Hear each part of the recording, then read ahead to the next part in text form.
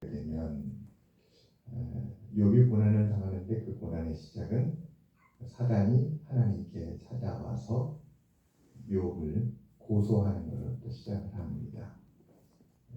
하나님께서 욥에게 고난을 준 것이 아니라 사탄의 고소로 말미암아 하나님이 사탄에게 욥에게 고난을 주도록 허락한 것이죠.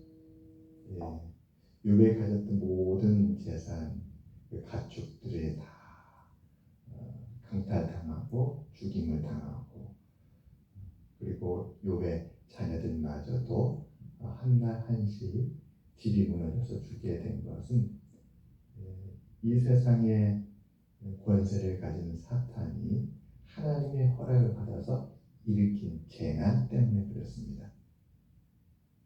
오늘도 보면 하나님께서 사탄을 쓰시고 계십니다. 하나님은 늘 사탄을 막으실 수 있고 제압하실 수 있고, 사탄은 하나님께서 권능으로 다스리고 계십니다. 하나님께서 허락하시지 아니하시면 결코 사탄이 욥의 생명을 거둘 수가 없었습니다. 하나님 사탄에게 욥의 재산을 빼앗아도 좋고 그의 건강을 빼앗아도 좋지만 그의 생명만큼은 빼앗을 수 없다라고 하나님께서 막으셨어요. 그래서 사탄이 욥의 생명을 거두지 못했습니다. 오늘도 하나님은 사랑하는 예수 그리스도 그분의 십자가로 가는 길을 위하여서 사탄을 사용하고 계셨다는 것이었습니다. 이 말씀에 12 중에 하나인 가룟이라고는 유다에게 사탄이 들어갔다. 하나님께서 허락하지 않으면 결코 들어갈 수가 없습니다. 하나님께서 유다에게 사탄이 들어간 것을 막으시면 아무리 들어가고 싶어도 절대 못 들어갈 수 없고, 하나님께서 천사를 보내서 들어가지 못하도록 다 막으십니다. 하나님께서 악인도 적절한 때에 하나님의 뜻을 사용하신다. 잠언 16장에 보게 되면 그런 말씀하시잖아요. 너의 행사를 여호와께 맡겨라. 여호와께 맡겨라. 그리하면 내 경영하는 것이 이루어지리라. 하나님께서 악한 자도 그 적당한 때를 위하여서 하나님께서 쓰신다. 아멘. 그렇게 하나님께서 말씀하셨습니다. 그러자 유다가 어떤 일을 했는가? 오늘 말씀해 보니까 대제사장들과 성전 경비대장들에게 가서 예수를 넘겨줄 방도를 의논했다. 그리고 의논하고 나서 그들이 기뻐하여 돈을 주려 언약하였다. 유다가 찾아가가지고 그들의 고민하고 있는 그들에게 먼저 제안을 하는 것이지요. 내가 예수를 당신들에게 넘겨주겠소. 그러자 이 대제사장들과 성전 경비대장들이 얼마나 기뻤는지 자기들의 고민을 풀어줬습니까? 그렇다면 우리가 기꺼이 거기에 대한 보상을 해주겠다 하고 은 30을 약속을 합니다. 근데 놀라운 것은 스가랴 11장에 보게 되면 이미 이 일은 하나님께서 예언을 하셨다는 것이었습니다. 스가랴 11장 12절에 이렇게 말씀합니다. 내가 그들에게 이르되 너희가 좋게 여기거든 내 품삯을 내게 주고 그렇지 아니하거든 그만두라. 그들이 곧 은 30개를 달아서 내 품삯을 삼은지라. 스가랴 11장 12절에 예수님께서 은 30에 팔릴 것을 예언을 하셨다는 것이었습니다. 이 은 30, 왜 가격이 은 30이었는가? 그 가격은 출애굽기 21장 32절에 그 은 30에 대해서 구약의 이 율법에 이렇게 말씀하고 있습니다. 출애굽기 21장 32절입니다. 소가 만일 남종이나 여종을 받는다는 것은 소가 뿔로 남종이나 여종을 뿔로 해야 한다는 것이죠. 사람이 뿔에 부딪히게 되면 죽기도 하고 불구가 되기도 하고 심한 상처를 입게 됩니다. 그렇게 그 소가 뿔로 여종이나 남종을 들이받으면 소임자가 은 30세겔을 그의 상전에게 줄 것이요 손은 돌로 쳐서 죽일지니라. 이미 이와 같이 은 30이라는 것이 구약의 율법, 모세를 통해 하나님께 주신 율법에 이미 그 가격이 나와 있다는 것이었습니다. 그리고 또 이 은 30은 놀랍게도 그 당시에 노예의 몸값이라고 합니다. 노예. 그 노예가 하루 동안 하루 종일 일하고 받을 수 있는 품값이 은 30이었다고 합니다.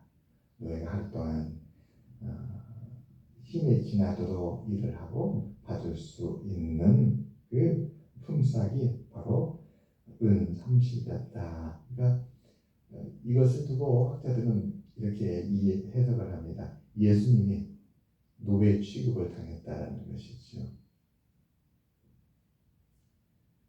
왕을 넘겨준다고 하면 30세계가 아니라 금 30에 300에 3천에 3만이 되겠지요. 내가 이 나라의 왕을 너희들 손에 넘겨주겠다. 왕의 몸값은 노예의 몸값의 1000배, 10,000배 되지 않겠습니까? 예수님의 몸값은 종의 몸값, 노예의 몸값. 소가 사람을 해하게 되면 그 소가 해한 것에 대해서 그 소를 죽여야 되고 그 상한 것에 대해서 보상을 치러야 하는데 그 값이 은 30이었다는 것이었습니다. 이미 이렇게 하나님은 예언을 통해서 이 일에 대해서 말씀하셨고 예수님은 그 말씀대로 순종하여서 십자가의 길을 갔다라는 것이 오늘 말씀입니다. 마지막은 오늘 이렇게 말씀하죠. 유다가 허락하고 알겠어. 은 30을 내가 약속하겠어.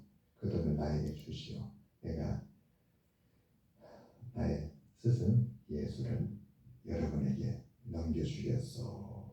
그리고 그때부터 예수를 무리가 없을 때, 무리라는 것은 예수님이 가는 곳마다 수많은 사람들이 따라다니는 것을, 사람들은 예수님께 병을 치료받고 싶었고 또 절망적인 삶을 구원받고 싶었어요.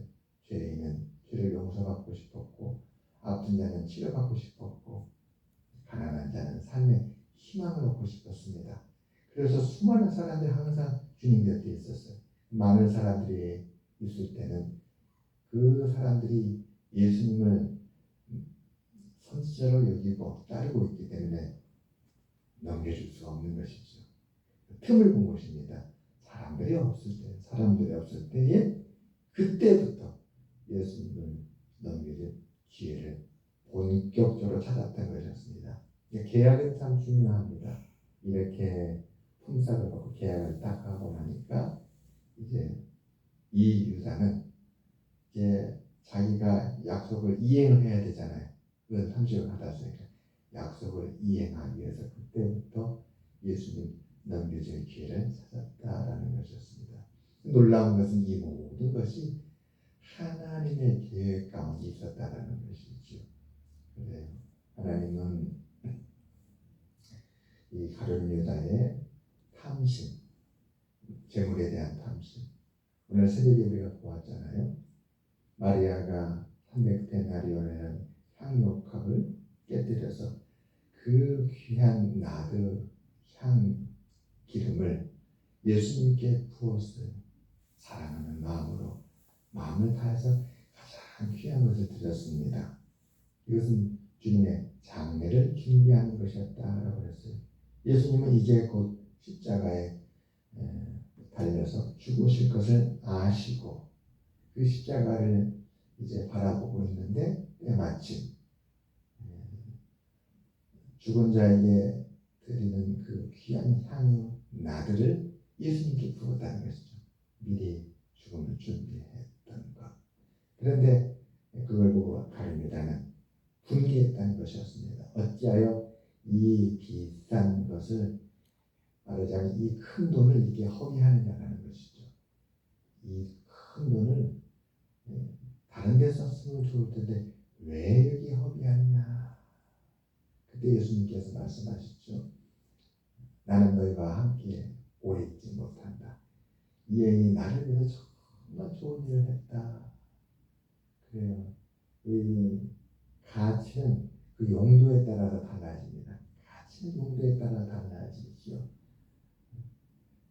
만왕의 왕이시고 만주의 주가 되시고 하나님이신 그분이 이 땅에 인류를 구하기 위해서 오셨고 자기를 다 희생하여서 십자가에 못 박히시는 그 기름이 어찌 300데나리온으로도 그 값을 치를 수 있겠습니까?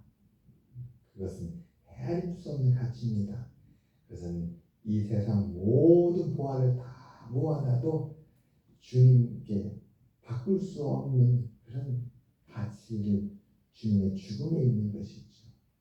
그런데 가룟 유다는 재물에 눈이 어두워서 그걸 몰랐던 것이죠. 그걸 몰랐습니다.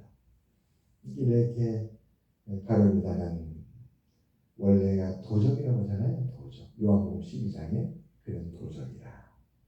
그는 돈계를 맡은 자인데 그 돈계를 맡았던 이유는 주님 곁에 수많은 사람들이 오니까 돈이 생기지 않을까 싶은 것이죠. 병자가 치유받고 그 다음내로 주님께 그 돈궤에다가 그 사례를 하겠지요. 그러면 그 돈궤에 맡아니까 그 돈궤에 얼마나 많은 돈이 모이겠습니까? 그래서 그는 그 돈을 훔치기 위해서 따랐던 것이죠.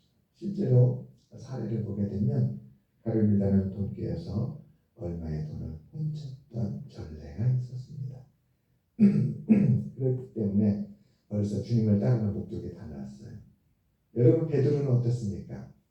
누가복음 5장에 보게 되면 베드로는 처음에 예수님을 따르지 않고 갈릴리 바닷가에 가서 밤새 고기를 낚았잖아요. 밤새 수고해서 그물을 내렸습니다. 주님을 따른 것이 아니라. 그리고 그 다음날 주님을 만났는데 주님께서 기쁜 데로 가서 그물을 내려 고기를 잡으라 할 때도 이 베드로의 마음은 주님을 따르는 것이 아니라 주님의 말씀을 의지해서 고기를 잡을 생각을 했습니다. 깊은 데로 가서 그물을 내리면 많은 고기를 잡을 수 있지 않을까 하고 갔던 것이죠. 그런데 막상 그물을 내려서 그 그물을 다시 올릴 때 보니까 어마어마하게 많은 고기가 잡혔어요. 이 배가 물에 잠길 정도. 그래서 함께 있는 친구들을 불러서 같이 그물을 들어 올려야만 하는, 그물이 찢어지는 그런 상황이 된 것이죠. 그때 베드로는 고기에 마음을 두지 않고 주님께 엎드렸습니다. 이 놀라운 광경을 보고 이분은 하나님의 아들이시구나. 이분은 내가 감당할 수 없는 지극히 높으신 분이시구나. 그 하나님이 이 세상에 아들을 보내실 그 세례 요한이 전했던 그 말씀에 그는 주님 앞에 엎드렸던 것입니다. 그래서 주님한테 고백하기를 주여 나는 죄인입니다. 나를 떠나시옵소서. 벌써 이 베드로는 회개하고 돌이켜서 마음을 주님께 두었어요. 그러나 가룟 유다는 그렇게 회개하지 못했고 그의 마음은 여전히 재물에 가 있었던 것이었습니다. 오늘도 이 가룟 유다는 은 30 받잖아요. 그리고 그 자기의 재물에 대한 뜻을 이루고 나니까 예수님을 넘겨주기 위해서 이제 본격적으로 기회를 엿보게 되었던 것이었습니다. 그렇지만 이 악한 일도 하나님이 이미 다 알고 계시고 이것을 준비하시고 계획하시고 인도하셨던 것이었습니다. 요셉이 그랬잖아요. 요셉이 나중에 총리가 되고 형들을 만나고 그리고 이제 아버지 야곱이 세상을 떠나게 됩니다. 그때 형들이 두려워하죠. 이제 아버지가 세상을 떠났으니까 요셉이 17살 때에 요셉에게 행했던 그 악한 일 죽이려고 했잖아요. 그것에 대해서 이제 요셉이 복수할 것이다 생각하고 두려워 떱니다. 근데 요즘이 그러잖아요. 형들이여 두려워하지 마시옵소서. 하나님께서 악을 선으로 바꾸사 오늘과 같이 만민의 생명을 구원하려 하였습니다. 예수님은 가룟 유다에 대해서 분개하지 않았어요. 가룟 유다에도 원망하지 않았어요. 가룟 유다를 미워하지 않았습니다. 예수님은 끝까지 가룟 유다를 용서하시고 구원하시려 했습니다. 가룟 유다가 구원에 이르지 못한 것은 그가 주님의 그 사랑과 그 자비에 마음을 열고 회개하지 않았기 때문에 그랬어요. 비록 오늘 은 30을 받고 예수님을 넘겨줄 기회를 찾고 그리고 마침내 예수님을 넘겨주잖아요. 그럴지라도 그의 삶의 마지막에 유다가 이 일을 통곡하며 울면서 회개했더라면 어떻게 됐을까요? 주님은 십자가에 못 박혀 죽으시면서도 이 유다에게 구원의 은혜를 주셨을 것입니다. 베드로도 주님 3번 부인했잖아요. 나는 주님을 모릅니다. 욕하고 저주하고. 그렇지만 주님은 부활하시며 베드로를 찾아와서 요한의 아들 아 네가 나를 사랑하느냐 3번 물으세요. 그리고 그 사랑의 고백을 받으시고 이 베드로에게 주님의 양들을 맡기잖아요. 그래요. 유다도 아직 기회가 있습니다. 오늘 돈을 받고 주님을 넘겨줄 기회를 찾고 있지만 근본적으로 이 일은 유다로부터 시작된 것이 아니었어요. 대제사장 때와 서기관들로 시작된 것이 아니었어요. 우리의 삶에 일어나는 그 모든 중요한 사건들은 결코 우리 자신으로부터 시작된 것이 아니라 근본적으로 하나님으로부터 시작된 줄 믿습니다. 우리의 삶에 정말 중요한 순간들, 중요한 사건들이 있잖아요. 우리가 태어나는 것, 그것은 하나님의 뜻인 줄 믿습니다. 우리가 예수님을 영접하고 하나님의 자녀가 된 것, 하나님의 뜻인 줄 믿습니다. 우리가 신앙을 열심히 해가면서 하나님의 자녀로 살아가고 성장하는 하나님의 뜻인 줄 믿습니다. 우리 삶에 있는 중요한 일들은 우리가 계획한 것 같고 우리의 수고인 것 같으나 그렇지 않고 하나님이 뜻하신 줄 믿습니다. 오늘 예수님은 유다 때문에 십자가에 못 박히신 거 아니에요. 은 30 때문에 예수님 십자가에 못 박히신 거 아니에요. 이는 이미 스가랴 선지자를 통해서 예언하여 주셨고 이미 이사야 선지자를 통해서 하나님 말씀해 주셨습니다. 이는 이미 하나님께서 창세기 3장 15절에 이미 선포해 주셨던 하나님이 놀라운 계획인 줄 믿습니다.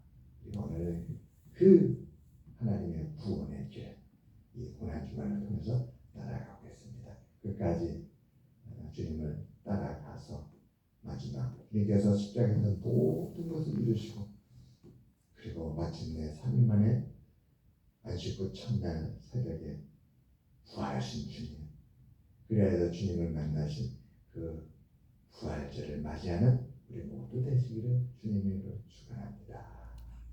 기도하겠습니다. 하나님 아버지여 감사합니다.